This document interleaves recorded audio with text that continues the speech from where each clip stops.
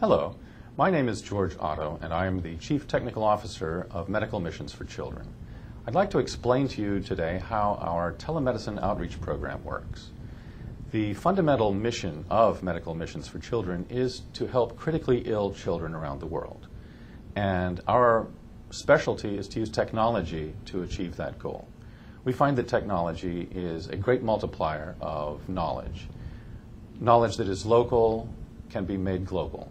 A doctor that may only be able to treat patients in his or her immediate community with the use of technology can now be treating patients all around the world. So the telemedicine outreach program has as its goal treating critically ill children around the world. Now, many organizations have this goal, and it's a laudable goal, and there are many good ways to do this. Our technique is a little different from the others, and I'd like to explain how it's different. So first, let's take a look at a typical way that this problem is addressed. Normally, a group of doctors goes in with equipment and medications to a country to treat the patients there. This is excellent. This gives the patients, the children there, access to medical skills that are perhaps unobtainable locally.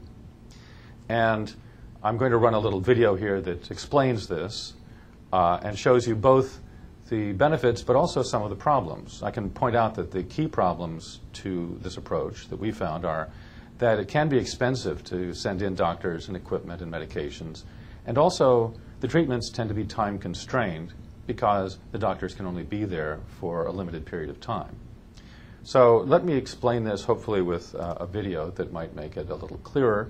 Here we have a country with a population, and the population is represented here by dots of varying colors. The first thing the doctors do when they arrive is triage. That means divide the population into three groups.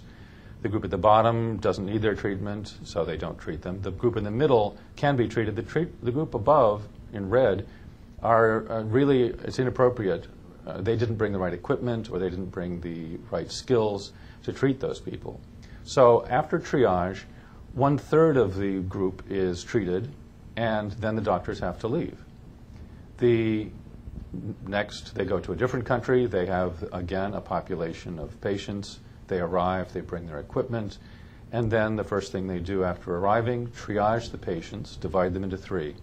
But notice that the yellow patients are the ones that they will treat. The red-colored dots, red-colored patients, really aren't going to receive any treatment because it's beyond what they can do.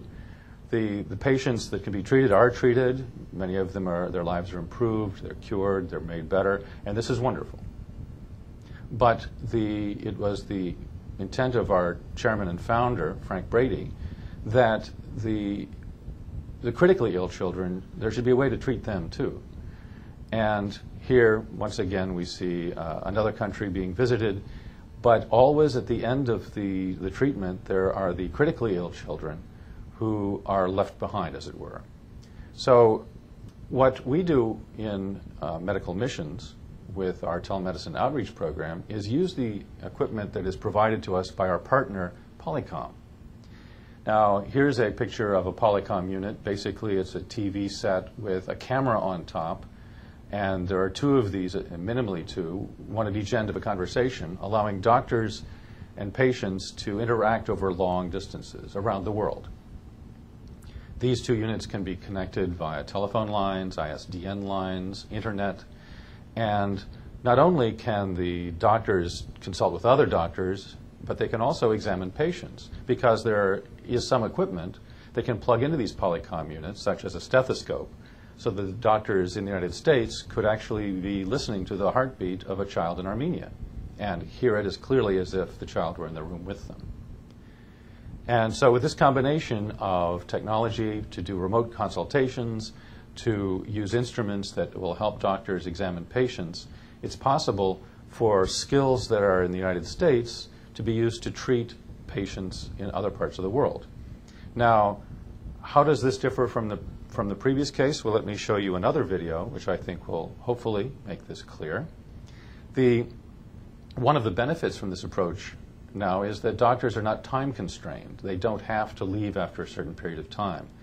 They can interview doctors, they can examine patients, they can recommend courses of treatment, and then they can follow up and come back 2 weeks, 3 weeks, 4 weeks later, find out how the patient progressed, And then, if things need to be changed, they can recommend an alternate course of treatment.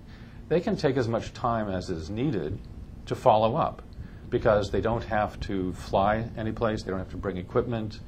They can make recommendations, perhaps medications have to be delivered to the remote site, but the doctors can come back and do not have to finish up in a fixed time period like 1 week or 2 weeks. So here's a video that I think hopefully explains this. Here we have now many different countries, and we're only looking at the critically ill patients, the ones that couldn't be treated by the other techniques. Each country has here a Polycom unit, and then on the left there are 2 Polycom units from the United States. Doctors come, and focusing on the larger community of critically ill children, they can study and identify treatments that may be appropriate and apply them and treat the patients and get the benefits of having a wider community to examine and benefit those patients that need it. Perhaps another doctor has very exacting expertise, knows one kind of treatment that works in one kind of situation. Those patients can be identified in the larger community. Or maybe there's an experimental treatment. It needs refinement, it needs to be studied, and patients agree that they would like to see this treatment. Here, perhaps the treatment doesn't work the first time, it needs to be changed, dosages need to be altered, or perhaps some other changes need to be made. But those treatments now can be made available and have the benefit on the larger community. Now, not all of the critically ill children were cured, but a great deal of them got the benefit of treatment, and as you can see, these were patients that were not being addressed by these other techniques. So I hope this explains a bit about how our telemedicine outreach program works and why it's different from the other techniques that you might have heard from other organizations. Thank you very much.